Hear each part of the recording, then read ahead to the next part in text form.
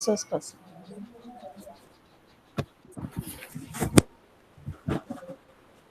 Thank you, ma'am.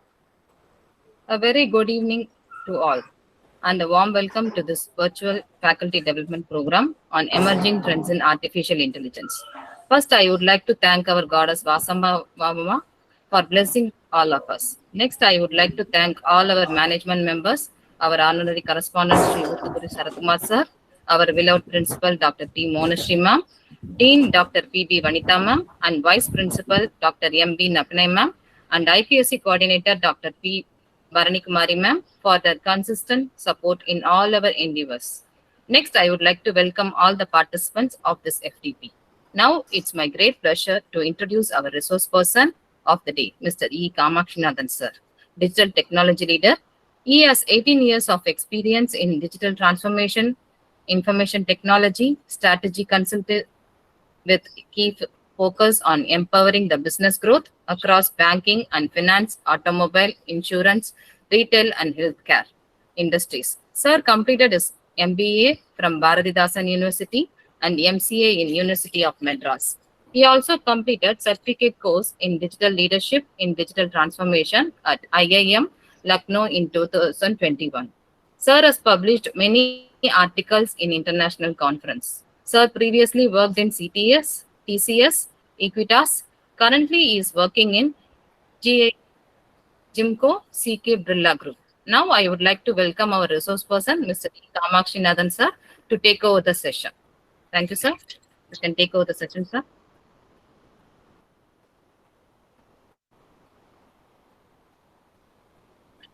Sir, you are in mute, sir.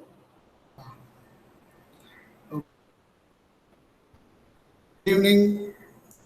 So next 1 hour. Good evening, sir. So next 1 hour we will cover how to create a neural AI model. Probably this will be little bit technical. So yesterday, you hope you might have attended yesterday's session. So mostly those are all application, like using AI, how you can create all those applications is what we have seen yesterday. So today we will get into a deeper insight and see what is happening inside the chat GPT or inside the neural model, and we will see how they are getting created. Okay, first what I will do is I will just show 2-3 use cases, the excellent use cases of AI in the fishing industry and in the food industry, and in the agriculture also. How the AI is being used in those industries.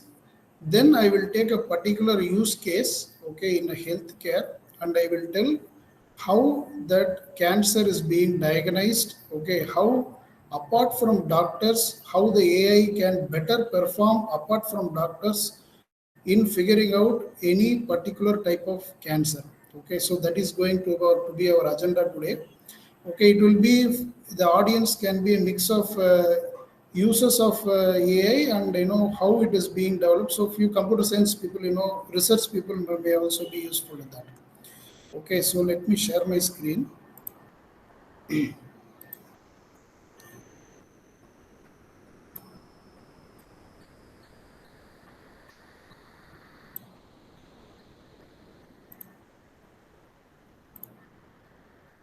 Madam, let me know if you could see it in the slideshow model.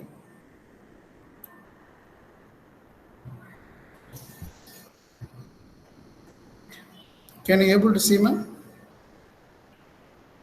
Yes, sir. It's visible, sir. Okay. So we will see, how AI and used in aquaculture. Aquaculture means, like we are developing the, the wheats, the, the rices, and a lot of agricultural things, right? So here also in aquaculture, they will be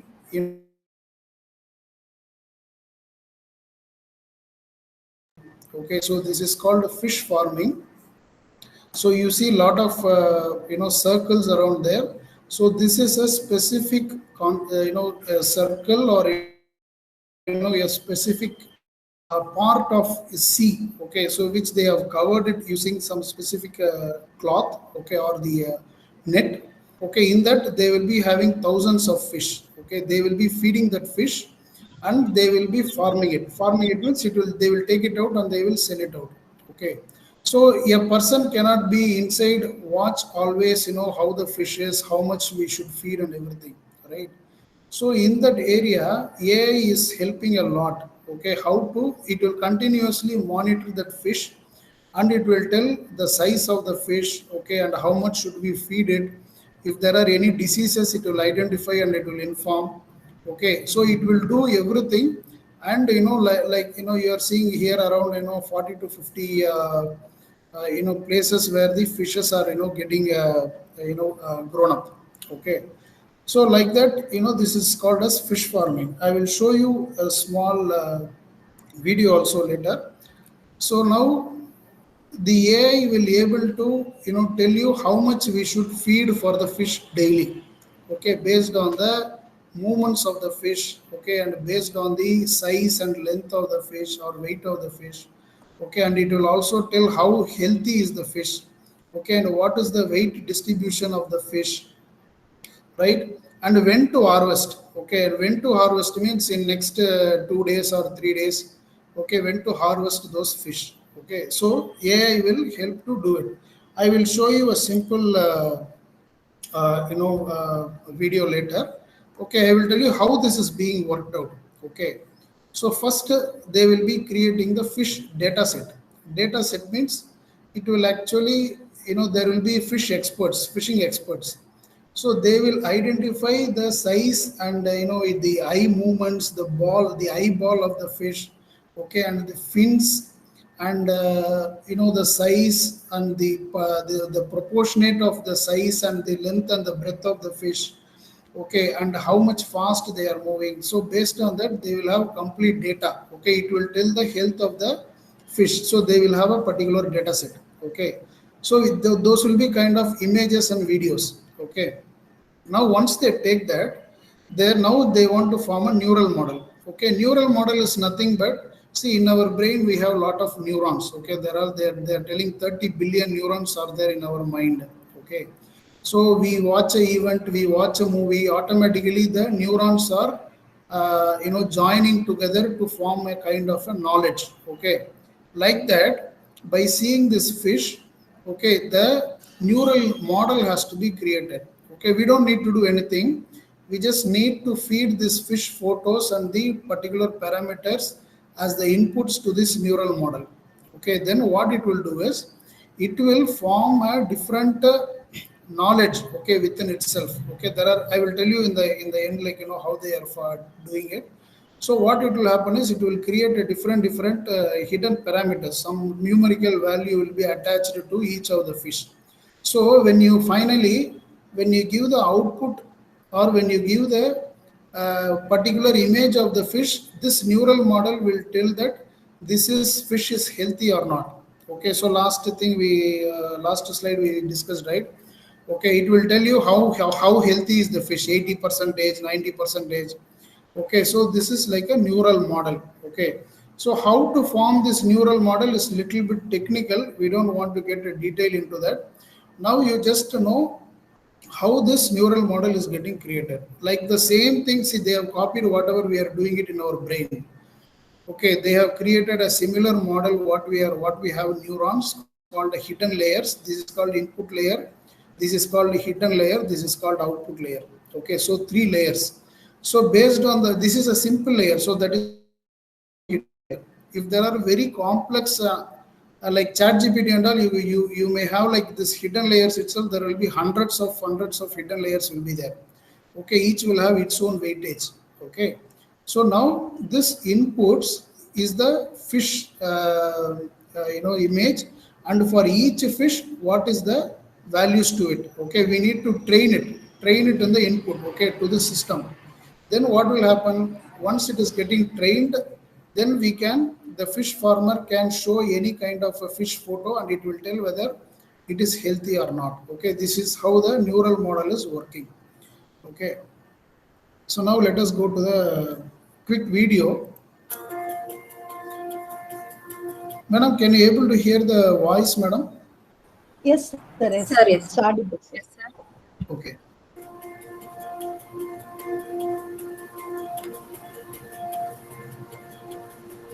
Ingen stad i verden har preget måten vi lever våre liv og arbeid. For dette miljøet er Brighton Chang. Han er spesialist innen maskinlæring.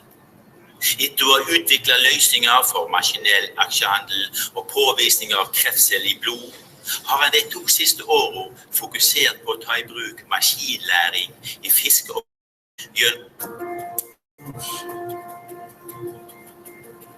Du har utviklet løsninger for maskinell aksjehandel og påvisning av kreftceller i blod, har han de 2 siste årene fokusert på å ta i bruk So maskinlæring. they are actually collecting the data now. So they are keeping the cameras inside. Maskinlæring And they are har et trying to stort get the potensial for creating the data effektivisering model. av arbeidet og gir høyere presisjon i beslutningsgrunnlaget.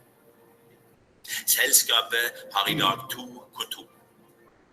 All programmering og So utvikling now they av are programming it. dataverktøy Now they are programming it, and because they have collected lot of fish samples, and they are and the one developer is there, and there is an expert is there. They will tell, okay, this is a good fish parameters, these are bad fish parameters, and they are coding it, and they are creating this data set. Silicon Valley, mens uttesting, maskinlæring og salg skjer i Bergen. Avdelingen i Bergen består av folk med ulik kompetanse og lang erfaring fra oppdrett av laks. Første produkt fra Aquabyte er en løsning for lusetelling. Den består av et kamera i meren og en datamaskin kalt Aquabyte Brain. Her blir luso identifisert og telt på hundre og tusenvis av laks. So it is actually collecting the size of the fish. So still they are creating the data set. Okay, they are categorizing it is good or bad. Som svømmer forbi et høyoppløsning stereokamera i meren.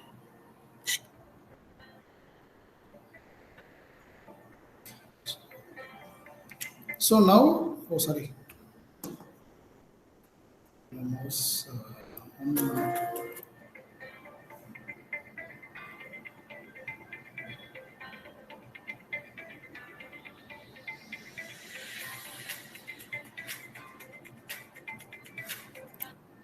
Sorry, I want to.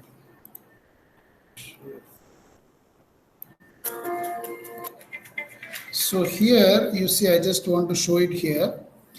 So now the data set is collected. Okay, now this is the fish, photo it has taken. Now it is detecting whether the fish welfare. This is called a fish welfare, card. Okay, each fish it will have an ID. Okay, by seeing some kind of a parameter, it will create an ID for this fish, and it will figure out what is the weight of the fish, what is the length of the fish, just by taking a video and a photograph. Okay, and now it is diagnosing all other parameters. You can see that here. So eyes okay, gill cover okay, ulcer, deformities, there are no deformities. So lice counting also something is there.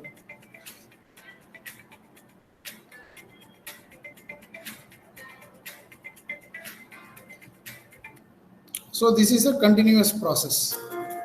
Okay.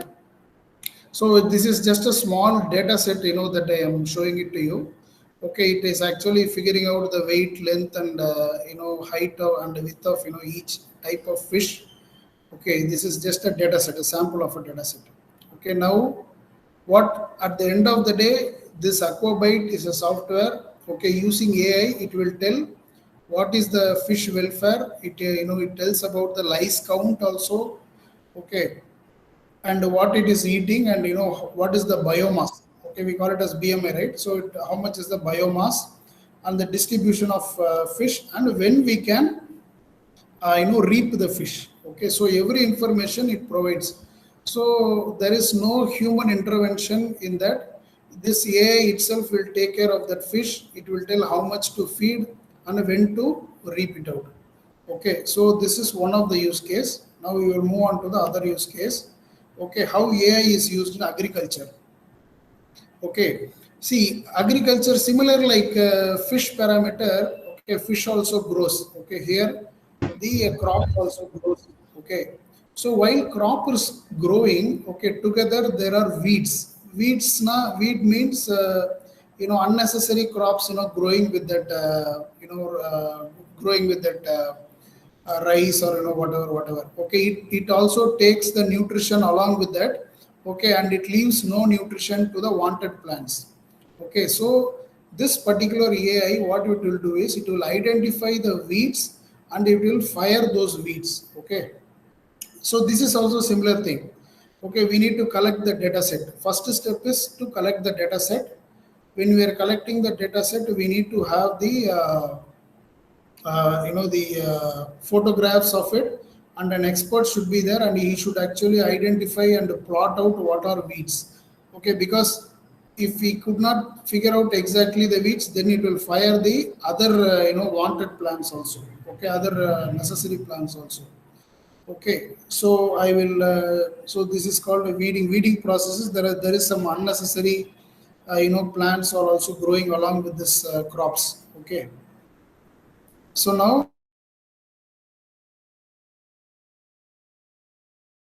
it will also farm each seed, okay, in a even parameters. Okay, means like in a even distance. Okay, it also sow the seeds in the even distance. It also can navigate the field. Okay, everything through photograph, image, and video. When we create the data set and we apply this application to it, okay, it will automatically work that way. Okay, so I will show you a small video. Okay, it will tell you how it works.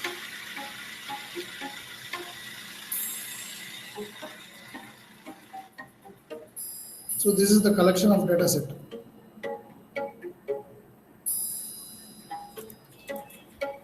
So data set is collected and they are plotting what are all the weeding. Instead of taking it through hands, okay, they can use a machine which will fire those weeds.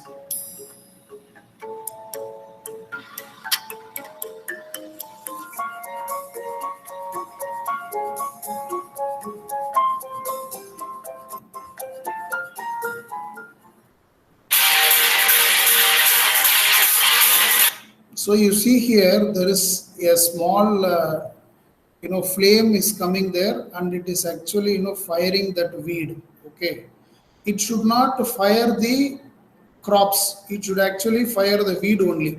Okay, so it triggers the firing from that part, okay, to that specific, like like a shooting. It will shoot that weed and it will fire that weed. Okay, so that only the weeds will get affected and it will not grow along with the crops. Okay, so how this is possible means they have taken a picture of weeds. Okay, and they know, and this particular machine know how the weeds look like. Okay, so it will fire those weeds with a exact precision. You can see I'm just running this video.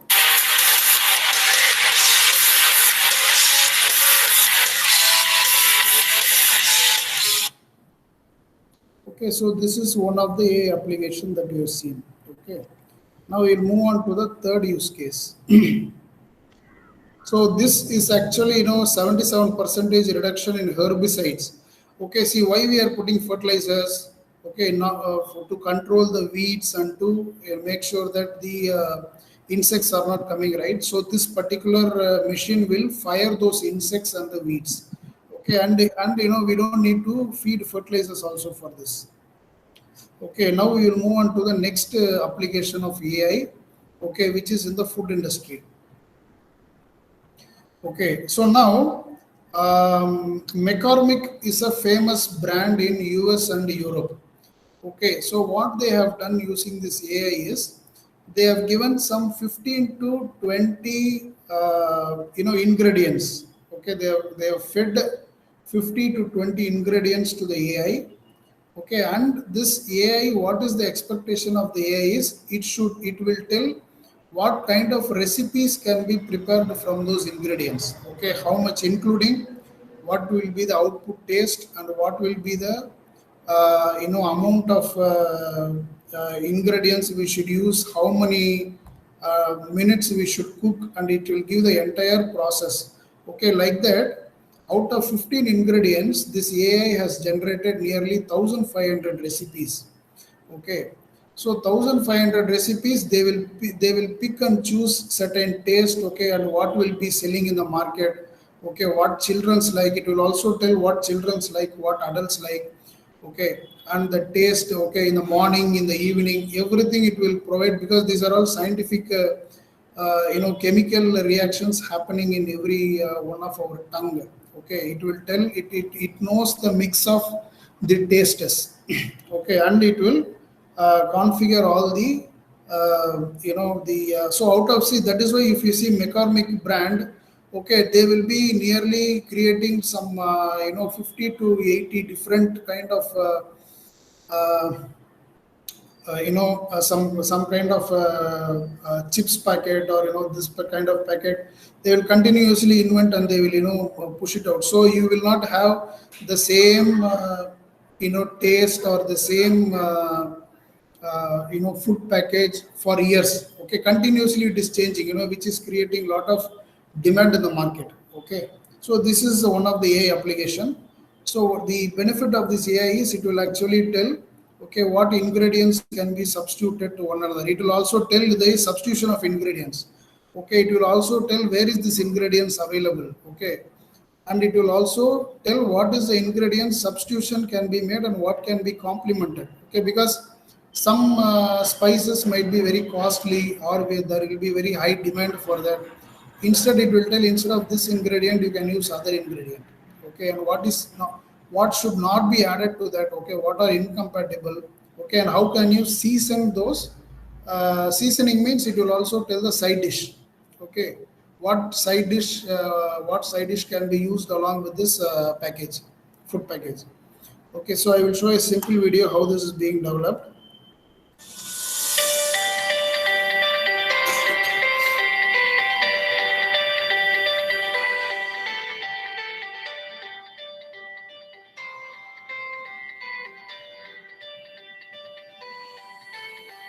So this uses IBM. The long-term benefits are where AI really shines. The more we use it, the more data we provide it, the more feedback it gets, the more it learns, and the better suggestions, better information it can provide to us down the line.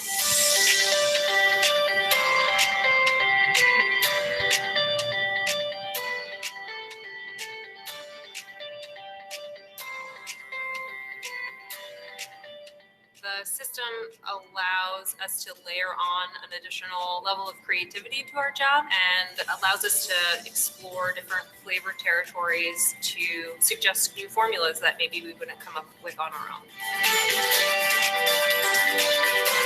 So once they choose among the 1500, they might be choosing some 10 or 15, which is the scientist to know that this will give taste. They will take out that, and they will prepare that and follow the instructions, and see how the taste is. Okay, once the taste is approved by that, they will start packing it.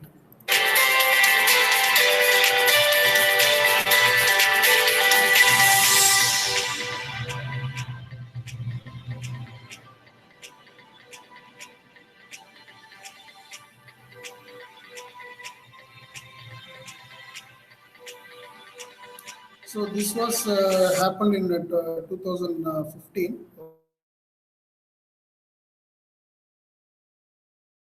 Of algorithms on this. Okay, so I think we have still a half an hour time. So this is a little bit deep dive into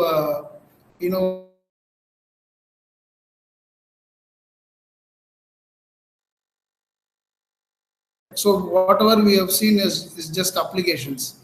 Okay, now we will see how to create by ourselves. Okay. So this, I am taking a particular use case in the healthcare. Okay, so AI can be used for cancer detections. Okay, it can, among approximately 1 million females are diagnosed with breast cancer around approximately worldwide.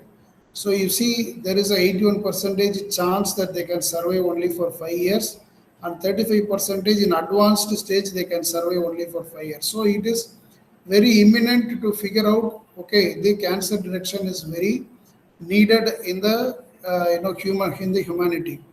Okay, because see, doctors using their experience, if they see the reports or something, there can be some errors might also happen. Okay, but here there is very sharp accuracy being done. Okay, sometimes it actually supersedes the human doctors also.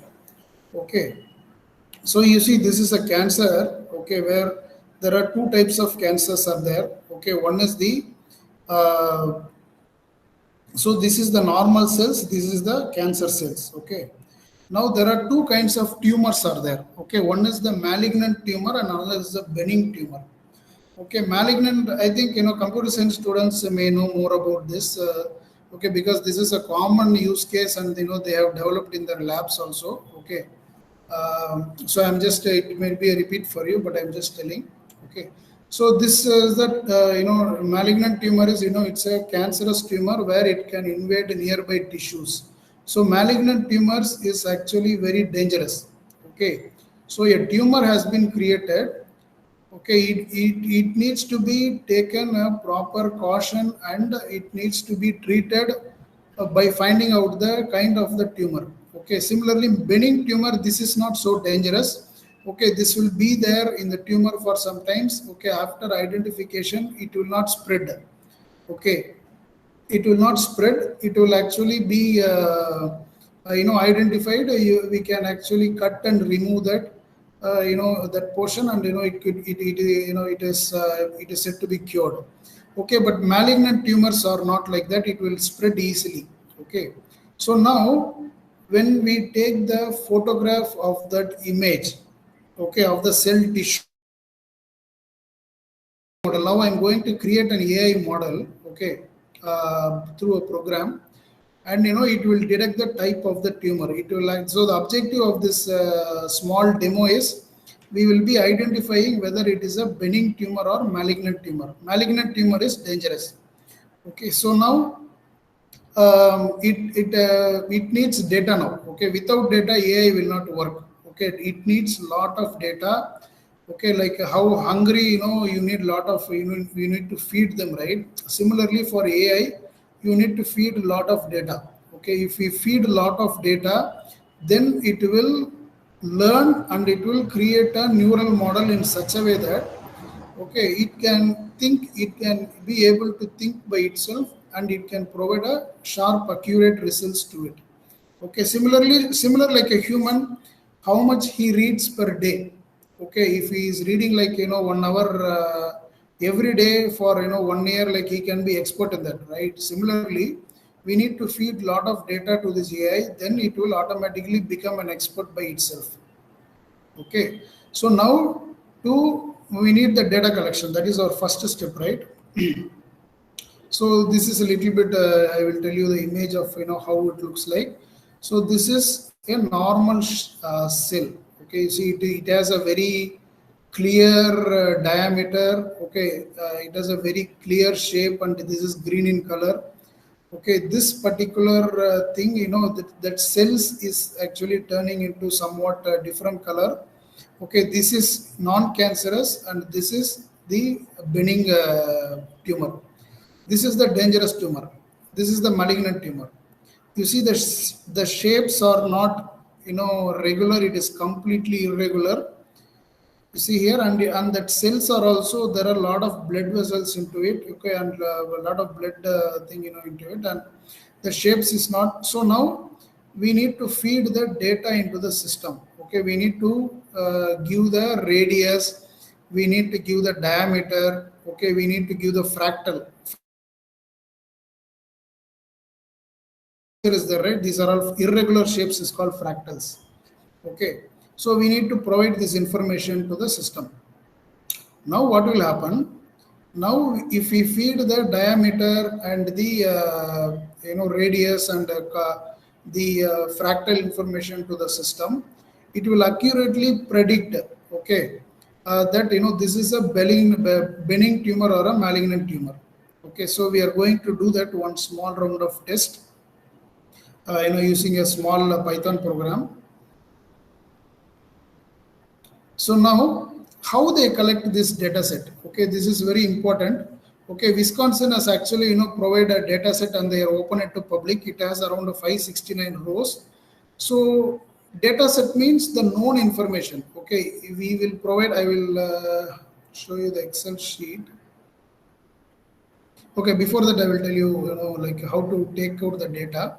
So we need the radius information, we need the diameter, we need the curvature, we need the fractal information, okay, and we need the concavity, okay, and we need the concave and perimeter area, everything we need, okay, within that area, what is the size of the cell, okay. So we will be collecting three kinds of data, okay. The standard mean is the normal cell in that standard error, and then we will take the worst is the cancerous tumor, okay. We will collect all this data and we feed into the system.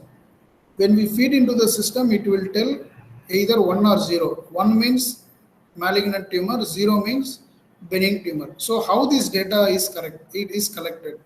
It is collected through physical examination, mammography, okay, fine needle cytology, core biopsy, digital breast tomosynthesis, ultrasound, and so with all these multiple tests, okay, it will take all the data and we need to feed inside the system and it will come up with this Excel with this rows and columns, okay. So I will show you the rows and columns here.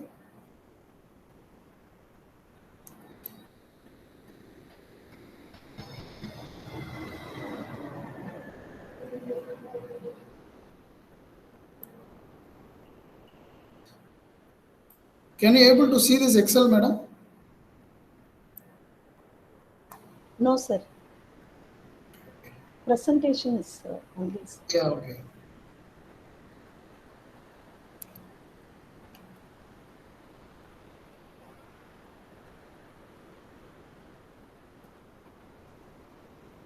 Yeah, so can you able to see now? Yes, sir. Yes. Yeah. So you see here, this is the, so this data is not just like that we are getting it. Okay, we need to feed a lot of the test analysis and it will come up with this data. Okay, so diagnosis 1 means malignant tumor, dangerous tumor. 0 means benign tumor. Okay. Now the particular radius, texture, perimeter, area, smoothness, okay, all this data is actually collected, okay. Now this is the, so how they will do AI is, okay, basically the neural model is, okay, so we have around 590, I will tell you, 0 data is coming around 357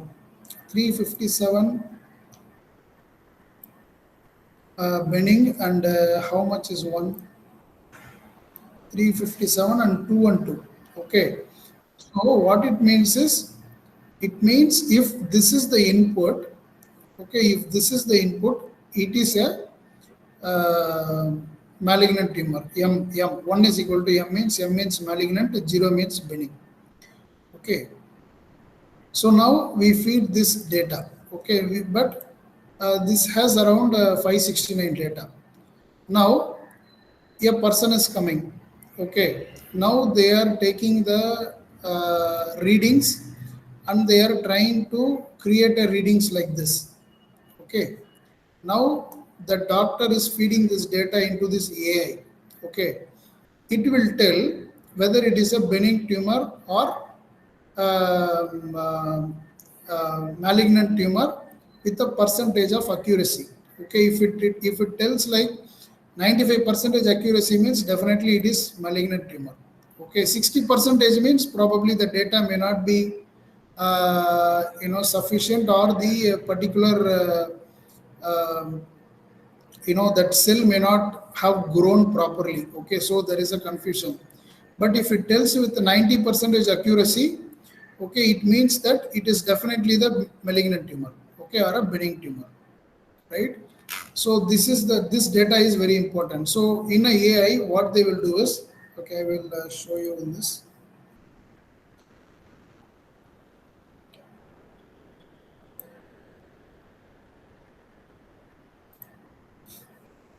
I will tell you the steps how they are doing it.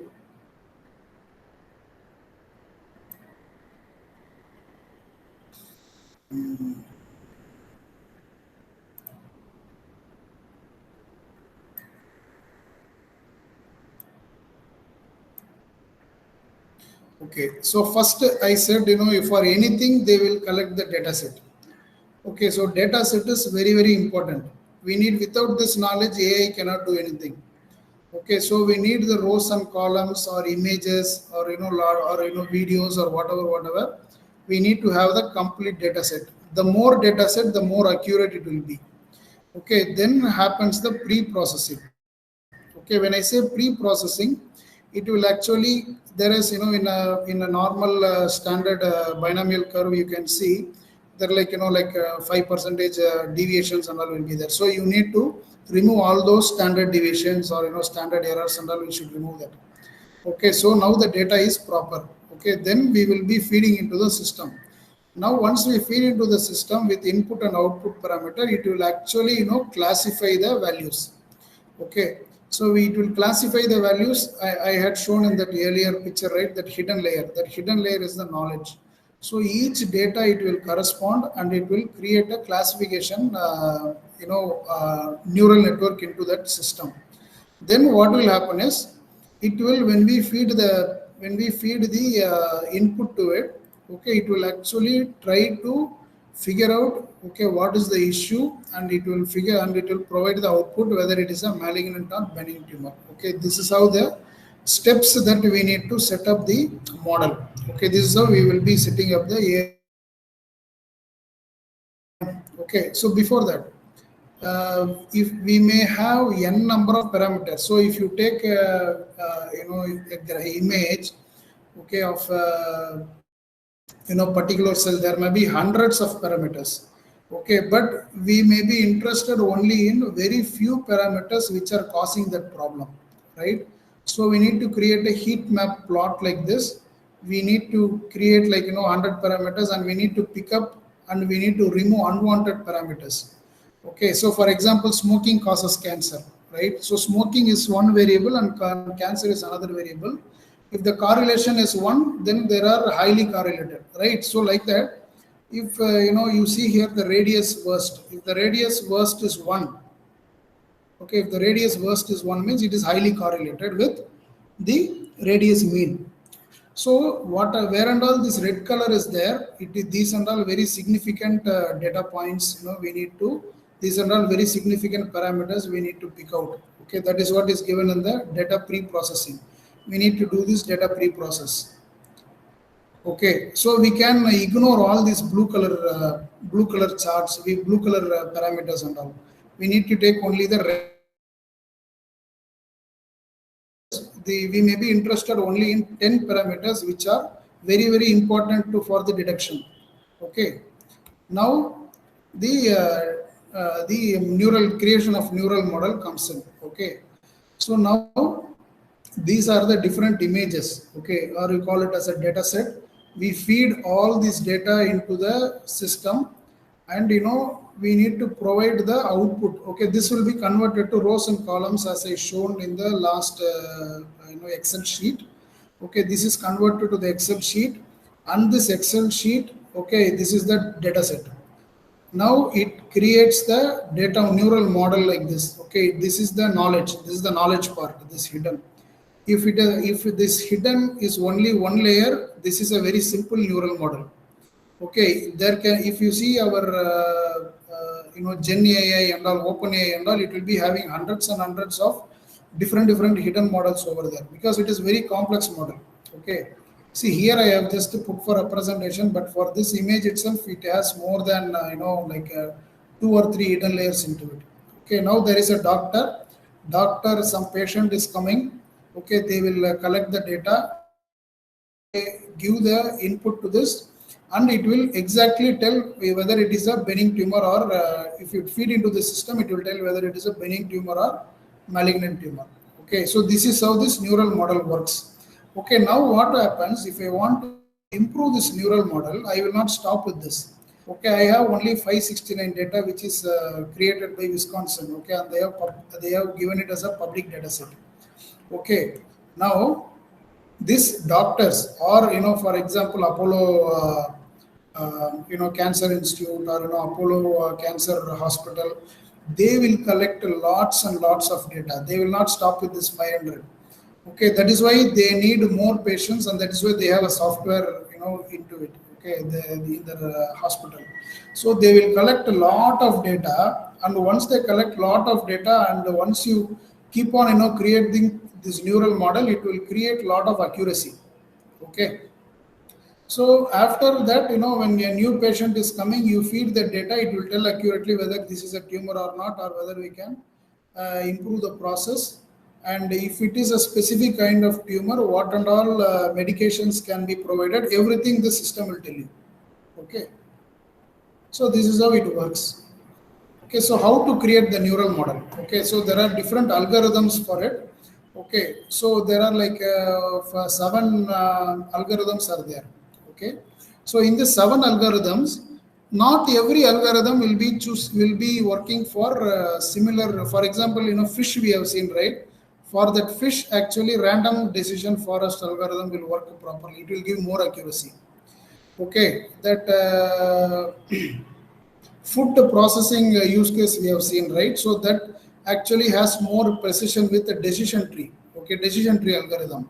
But for this tumor detection algorithm, simple logistic regression learning is very powerful algorithm, and it has around 98.10% accuracy. Okay, so we are selecting this particular algorithm for this. Okay, now there is a program. Okay, there are a lot of libraries in Python, and there are a lot of libraries available. Okay, like pandas, scikit-learn, numpy, matplotlib. So there are different lot of various kind of libraries which will have all these algorithms into it. Okay, now we need to select what is that algorithm we are going to pick out. Okay, now in this case we are going to choose logistic regression testing. Okay, so what will happen is, okay, see, if you use pandas having this keras model, okay, which will be useful for merging, reshaping, and data cleaning, and it will give more features. Okay, so now how you will run this model, I will tell you. Okay, see, like we get this model, right? We get this data set. Now this data set, and you have created a program. Okay, that program will be running in the GPU cores. When I say GPU cores, okay, in your laptop or in your mobile, you have processor called CPU. Okay, GPU is 100 times more than your CPU. Okay, so likewise, they have like 200 GPUs, powerful system and all. Okay, where they will take the data model and they will continuously run for 10,000 times the data, or million times also. Okay, if it keeps on learning with the data, it will form the neural model. Okay, and once it forms the neural model, then it will be ready for output. Okay, so whenever you ask an input, it will provide the output. Okay, so that is how it will be. Now let us go into the demo. Madam, can we explain this code, or I will just run this code. Okay, I will tell you what I have done. You can run the code, I think so, sir. Sorry, madam, I could not hear. You can execute the code, sir. Execute the code. Yes. So think I will be using of commerce also. Some professor Okay, are from okay. commerce stream also. They have. Comments also. Okay, madam. Okay, fine. Yes. So I will tell you in a high level. Okay, we are taking the training data and we are taking the test data. Okay, so in this Excel, if you see,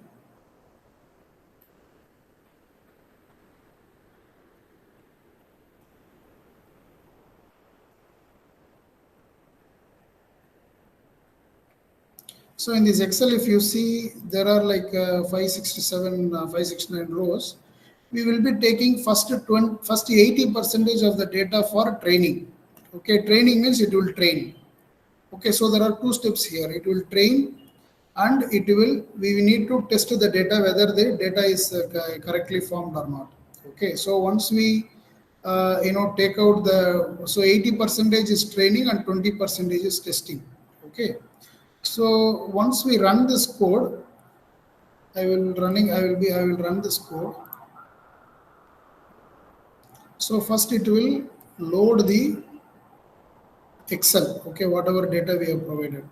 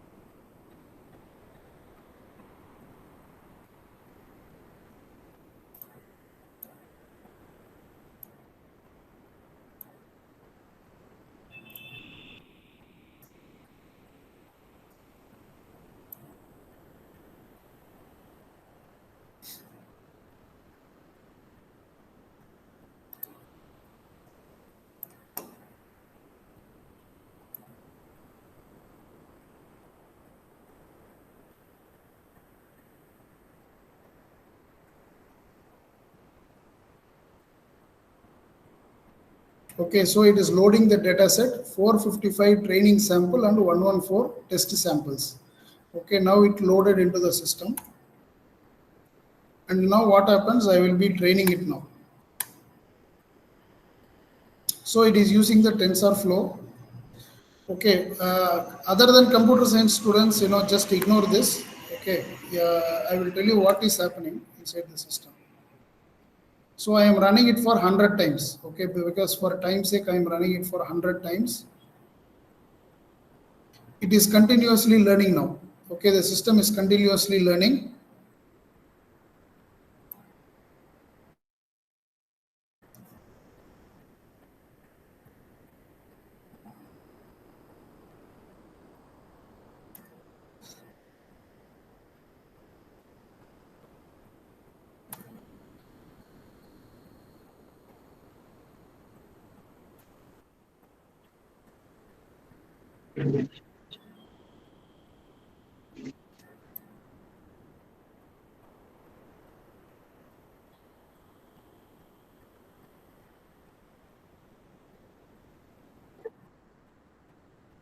So now I'm going to test this data. This point is very important.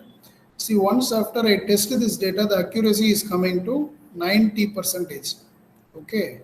So it means that when I see this 90%, okay, it means that my neural network model is working fine. So with the data what I have provided, okay, this neural network is able to create a neural model and with 90% accuracy. Okay, now what I will do is, now if I feed in the data, it will tell me exactly whether it is a malignant tumor or benign tumor. Okay, now the neural network is actually formed in this particular system and it can provide the data. Okay, so I am stopping here. Okay, demo. Due to time constraint. Now let me run it.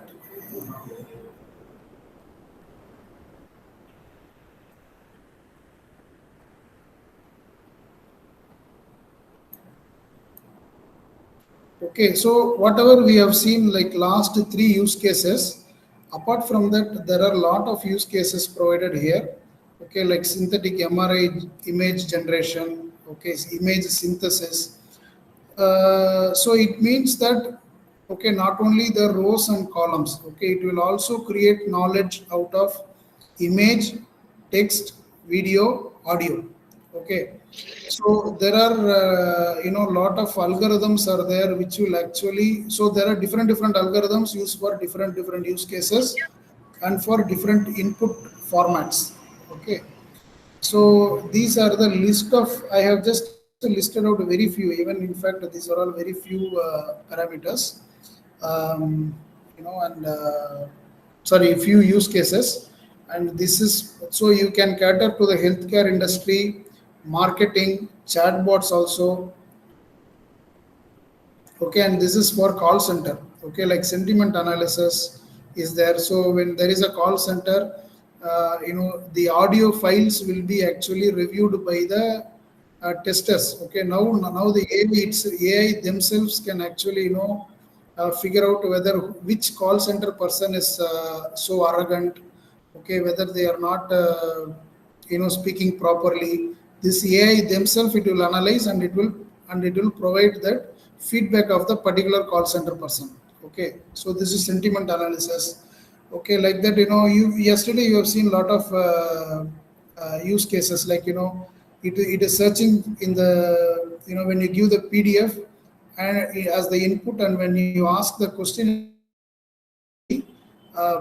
questions from the PDF, right? So these are all text generation, and these are all chatbots, and these are a language translation. So translation is also, you can see it has a LLM model. Okay, LLM is learning a large language model.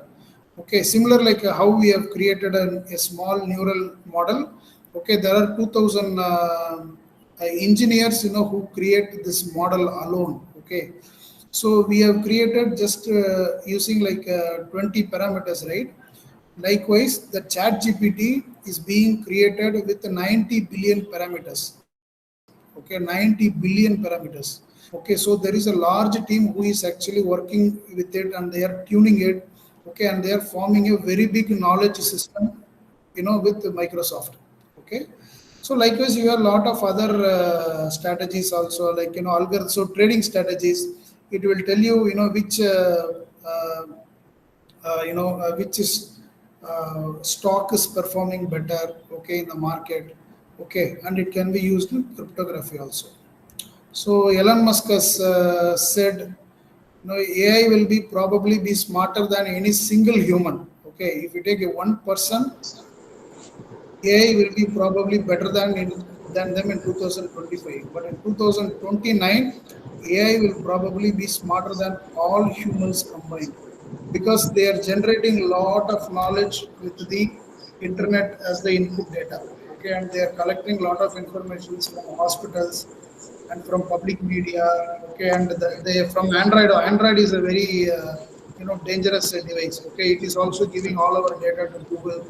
Okay, so they are creating a very big data. Okay, which by 2029 it says it could actually predict. For example, I'm Kamakshanathan. Okay, I will be buying a ice cream this weekend. It can actually predict. Okay, so it will predict what the world wants, and it can actually predict what the society wants. Everything it can predict, and it can be a very good predictor, and it can help humans if we take it in the right sense. Okay, so I think we have came to the end. Thank you. I think I have made my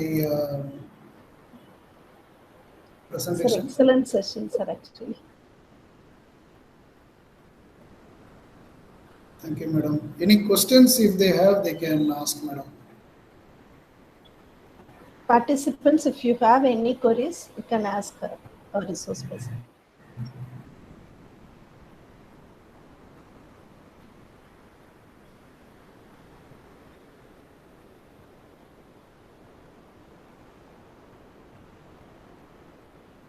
Okay. So probably if they don't have, I think you can contact madam so that I think it is very clear explanation by you, sir. So I think Sir, I have one more question, sir. Yeah, yes, Sarthi. Sir, good evening, sir. I am a PhD research scholar, and I am my research topic is tumor reduction, sir. I am working this. I am collecting a data set for sir. Which language is best than more one algorithm, sir? Okay, madam. So when you are choosing the algorithm, okay, when you are choosing the algorithm or language, you should be very particular okay, which first is the algorithm, next is the language. Okay, Okay, that sir. algorithm is available in several languages. Okay, Sir, but which algorithm you need to do? You need to take top 3 algorithms. You need to run it and check whether which is giving more accuracy using the training and tested data. Then you can pick up the algorithm. Generally, you can go with Python. okay, sir. I suggest the language is Python, sir. I want suggest algorithms, convolution neural network and artificial neural network suggestion, sir. I am studying, sir. Then after data set will collect. Then we are doing this. Any artificial intelligence is useful for some particular time is my research will be finished, sir. Very good, madam. Very good, madam. Okay, sir. Yeah, so try to bring something which is beneficial for the humanity. Okay, so tomorrow when you wake up, you at least think that you have replaced some humans to bring something beneficial for the humanity. Do something like that. Thank you, sir. Sir, give me a mail ID, sir. Sorry, madam. Sir, The, give me your mail ID, sir. Yeah, okay, madam. Sure. I think you can reach out to the ma'am for that. Yeah, I will give it to you. Okay, sir. Thank you, sir. Thank you, sir. Sure, Thank sure. you for your response, sir.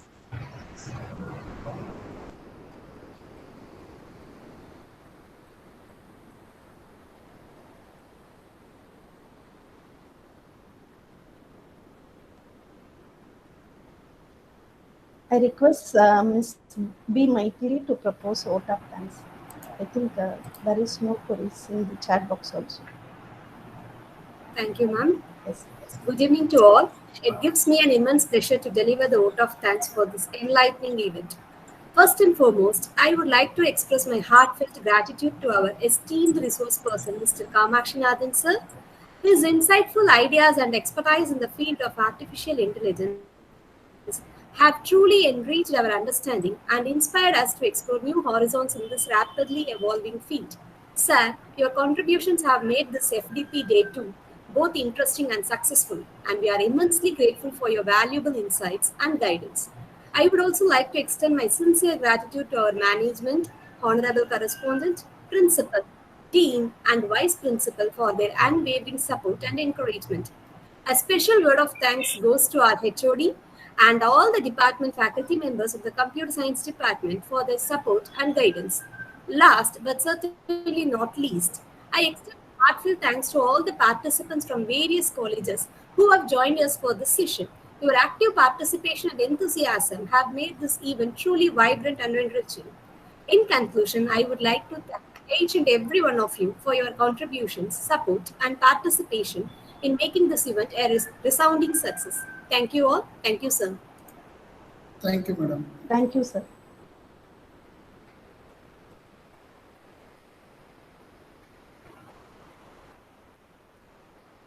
Ramya, kindly post the feedback form. Yes, ma'am.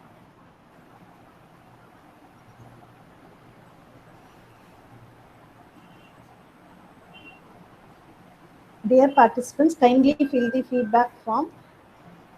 Feedback form will not be posted in the WhatsApp group. Kindly fill the feedback form here now itself. Only 10 minutes it will be kept open.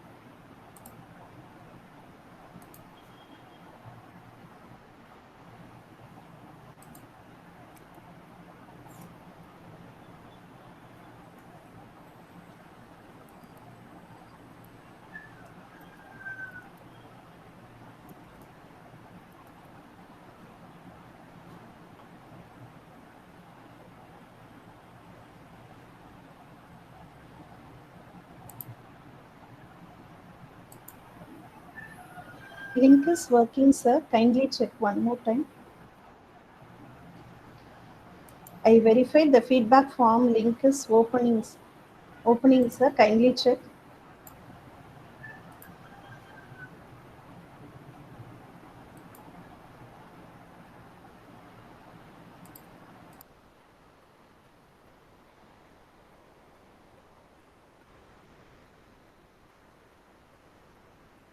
Thank you, ma'am. Dear participants, the session will be open only till 5:10. Kindly post your feedback using this link within the 10 minutes of time.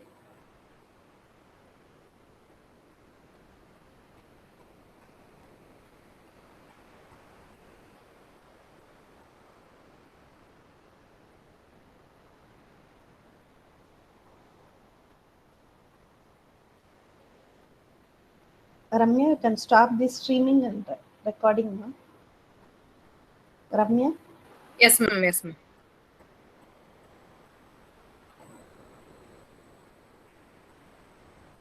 Those who have filled the feedback form, they can leave the session now. Thank you so much.